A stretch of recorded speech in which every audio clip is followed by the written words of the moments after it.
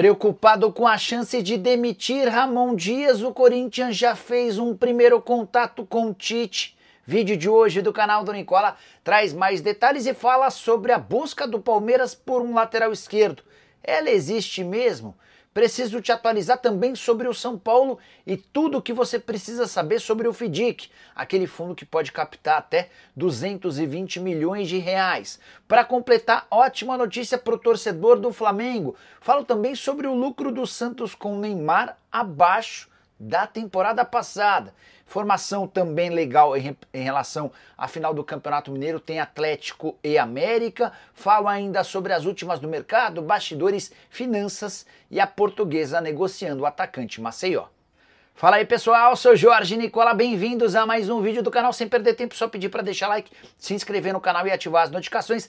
Agora sim, bora começar o vídeo com aquele tradicional giro de notícias. E a primeira informação é internacional. Palmeiras e Flamengo farão no domingo a final da Libertadores da América Sub-20. É a primeira vez que a Libertadores dessa categoria tem dois times brasileiros. Nessa quinta-feira o Palmeiras venceu o Belgrano por 2-0, enquanto o Flamengo fez 1-0 em cima do Danúbio rubro-negro, que é o atual campeão da Libertadores. Já Max, ponta do Sampaio Corrêa, foi sugerido ao Vasco. O problema é que o Cruz Maltino ainda não se decidiu sobre contratar ou não o jogador, que também está na mira de outros clubes da Série B. Com a camisa do Sampaio Corrêa, nessa temporada foram 14 jogos, 6 gols e 4 assistências. Não confunda o Sampaio Corrêa, a que eu me refiro, é um time do Rio de Janeiro, beleza? Bora falar também sobre Miguelito. Já havia contado para vocês ao longo da semana que o meio atacante boliviano do Santos tinha negociações avançadas com o América, certo? Já há uma troca de documentos e o Miguelito ficará emprestado no Coelho até dezembro, ou seja, até o fim da Série B. O Coelho não paga absolutamente nada pelo empréstimo, assume 100% dos salários e o Santos imagina ganhar com a visibilidade. Já o zagueiro Naves, do Palmeiras, não vai jogar no Sport, apesar das muitas especulações. Em janeiro, existia uma negociação que esteve próxima de ser fechada. Acabou que não rolou e, nesse momento, o Sport nem sequer conversa com o Palmeiras. A maior possibilidade para o Naves é de jogar no Red Bull Bragantino.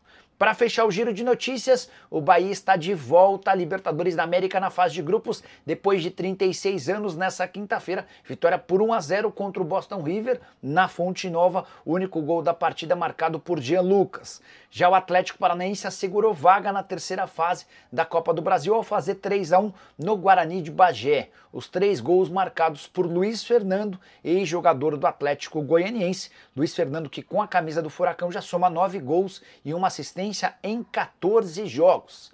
Para fechar de vez, o goleiro John de fato renovou seu contrato com o Botafogo. Ele garantiu um belo reajuste salarial e a prorrogação do vínculo até dezembro de 2028, enquanto o Cruzeiro ficou no pote 1 da Copa do Brasil. Essa é uma grande vantagem para a Raposa, que terá um duelo na terceira fase contra um adversário de ranking bem inferior.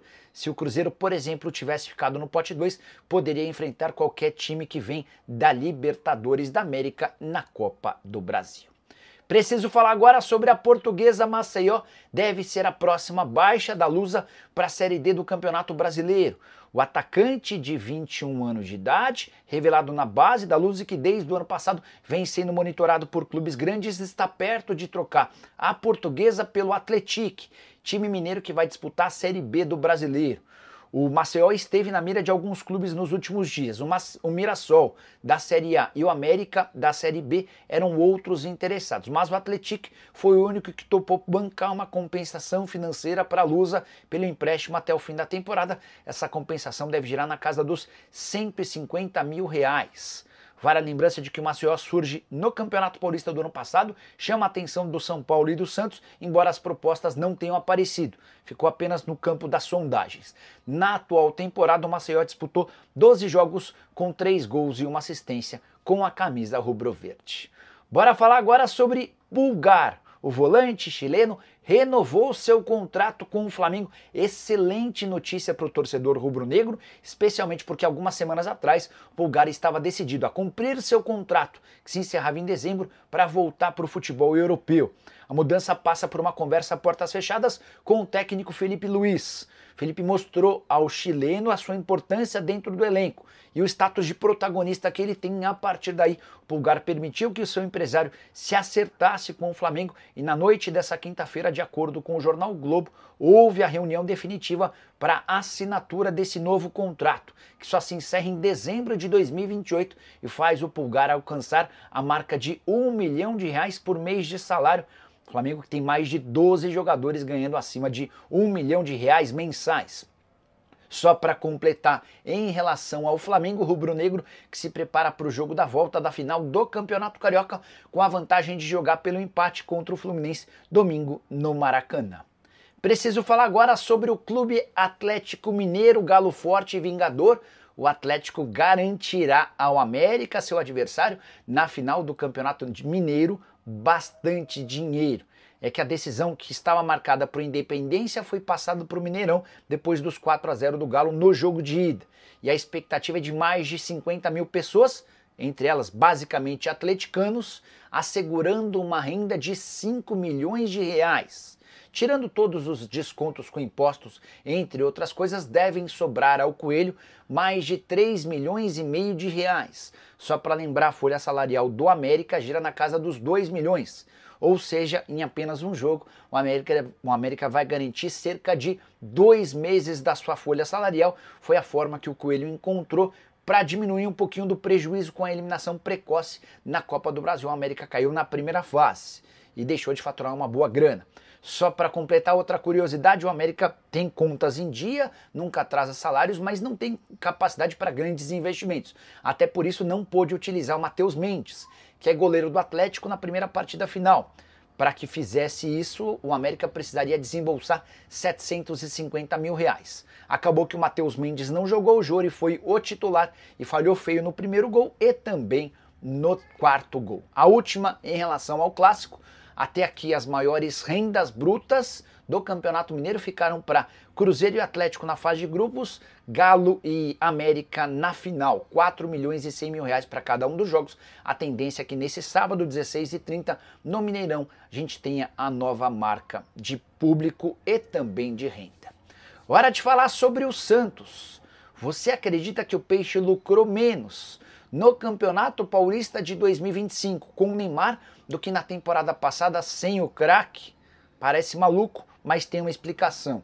No ano passado, o Santos conseguiu chegar até a final do Paulistão e a queda precoce na semifinal faz com que o Peixe tenha uma receita menor. O Santos faturou na edição desse ano R$3,4 milhões contra R$3,8 milhões do ano passado. O prêmio de vice-campeão, com R$1,650 ajuda a explicar essa diferença. Importante dizer também que com público e bilheteria, o faturamento do Santos no ano passado foi maior, especialmente por conta de um jogo na final do Campeonato Paulista, algo que o Peixe não terá nesse ano. A contrapartida é que, se não deu muito dinheiro com prêmios e também com bilheteria, o Santos conseguiu muito mais grana a partir do Neymar, com extracampo, patrocinadores, entre outras receitas, isso sem falar em ganhos físicos. A infraestrutura do centro de treinamento está sendo toda alterada, já existiram algumas reformas na Vila Belmiro, incluindo os vestiários, enfim, a presença do Neymar ainda assegura enorme avanço e crescimento nas redes sociais. Hoje o Santos tem nas redes sociais apenas menos seguidores do que Corinthians e Flamengo. Saideira sobre o Peixe. O Santos tem amistoso marcado contra o Curitiba no Couto Pereira no próximo domingo. O Neymar estará com o restante do elenco. Resta saber se ele terá condição de atuar pelo menos por alguns minutos. Beleza?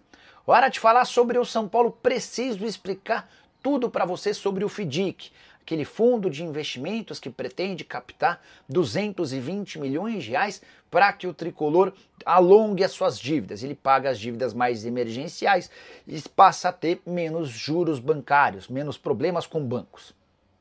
Até esse momento, o São Paulo já arrecadou R$135 milhões dos R$220 milhões previstos. De acordo com o tricolor, esse número é excelente. não havia possibilidade de captar toda a grana num primeiro momento. A explicação do São Paulo é a seguinte: todos os recursos necessários para as antecipações programadas nos primeiros meses do fundo foram captadas com sucesso. Ao longo dos próximos meses, outros investidores vão poder entrar no FDIC do tricolor. Dos 135 milhões de reais, 31 milhões foram destinados a pagamentos de dívidas bancárias. O tricolor tinha, antes do FDIC, 281 milhões de dívidas com bancos. A atualização de hoje aponta 239 milhões de dívidas com bancos, uma redução importante. Nicola, e onde é que foi parar o restante do dinheiro? Você falou que arrecadou 135 milhões e gastou 31 milhões com bancos. O restante foi utilizado para pagamento da folha salarial, direitos de imagem, tributos e acordos, além de outras despesas operacionais. Dá para dizer que o FDIC tem funcionado bem e permitiu ao São Paulo, por exemplo, a quitação de direitos de imagem atrasados, folha salarial, entre outras coisas mais. Mas o São Paulo, nesse momento, concentra esforços em assinar de vez o contrato com Evangelos Marinakis, um magnata grego que está disposto a virar sócio de Cotia para que o tricolor passe a ter, de fato, uma condição melhor. Preciso te explicar agora se o Palmeiras está mesmo em busca de um lateral esquerdo. Especulação que tem tomado conta dos noticiários alviverdes e que vai crescer a partir do acordo com o Lucas Evangelista. O Palmeiras, enfim, conseguiu camisa 9 dos sonhos, o Vitor Roque, fechou com camisa 8, o Lucas Evangelista, também trouxe dois zagueiros, o Mikael e o Bruno Fux. Agora há essa especulação em relação à lateral. Alguns dias atrás já haviam dito sobre o Rubens, jogador que pertence ao Galo, eu descartei essa negociação. Também falaram nos últimos dias sobre Ayrton Lucas, lateral esquerdo de 27 anos de idade que tem perdido espaço no Flamengo. Confesso que num primeiro instante lembrei da relação ruim, complicada entre Palmeiras e Flamengo. Os dois clubes têm evitado fazer negócios até porque são hoje os grandes rivais no futebol brasileiro. Importante lembrar ainda que Ayrton Lucas tem apenas 5 jogos na atual temporada, 293 minutos. Não é titular desde 8 de fevereiro, quando jogou 82 minutos diante do Fluminense. Antes de gravar o vídeo, consultei uma fonte alviverde que assegurou que não existe movimento nem negociação para a contratação de um lateral esquerdo. O Palmeiras entende que, com Piquerez e Vanderlan, está bem servido para o setor. O Vanderlan foi o titular, por exemplo, no confronto contra o São Paulo, até porque o Piquerez voltava de contusão. E a pergunta que eu deixo para você é: o Palmeiras precisa de um lateral esquerdo? Você contrataria? Já usa o espaço para comentário e registra a sua opinião, beleza? Bora fechar o vídeo para falar sobre o Corinthians, que está no mercado de olho em técnicos. Apesar de o Ramon Dias não ter sido demitido, Augusto Melo, Fabinho Soldado e companhia já trabalham na sucessão do treinador argentino.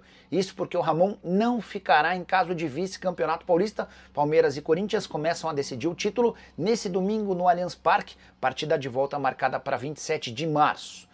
Se o Corinthians perde, por exemplo, por 3-0 para o Palmeiras fora de casa, existe a chance ainda de nesse final de semana o Ramon Dias ser demitido. Até por isso a necessidade de mapear o mercado e entender as condições e os nomes à disposição. Posso contar para vocês que o Corinthians já fez informalmente um contato com o Tite. Sabe aquela coisa básica de: e aí, Tite, como é que você tá? Tudo bem? E esse projeto de trabalhar na Europa é irreversível? Você está decidido a trabalhar lá e só lá? Ou você aceitaria conversar com a gente?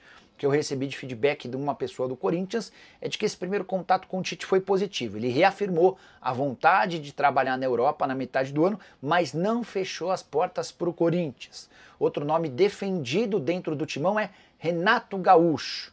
E aí eu quero contar um bastidor importante: o Igor, aquele investidor gaúcho que colocou bastante dinheiro na campanha do Augusto Melo no início do ano, é o principal defensor da contratação do Renato. Renato que já esteve nos planos do Corinthians antes da contratação do Ramon Dias. Na oportunidade, Renato disse que não poderia deixar o Grêmio brigando contra o rebaixamento. Então, o caminho natural hoje é: se o Ramon Dias for demitido, o Corinthians prioriza a contratação do Tite. Em caso de insucesso, vai tentar fechar com Renato Gaúcho. E você, corintiano, ficaria com Ramon Dias? Optaria pelo Tite? Gosta do nome do Renato? Ou sugeriria um terceiro nome? Já usa o espaço para comentário e registra a sua opinião. Só não esquece de deixar like, de se inscrever no canal, se puder compartilhar esse vídeo, melhor ainda. Abraço, tchau!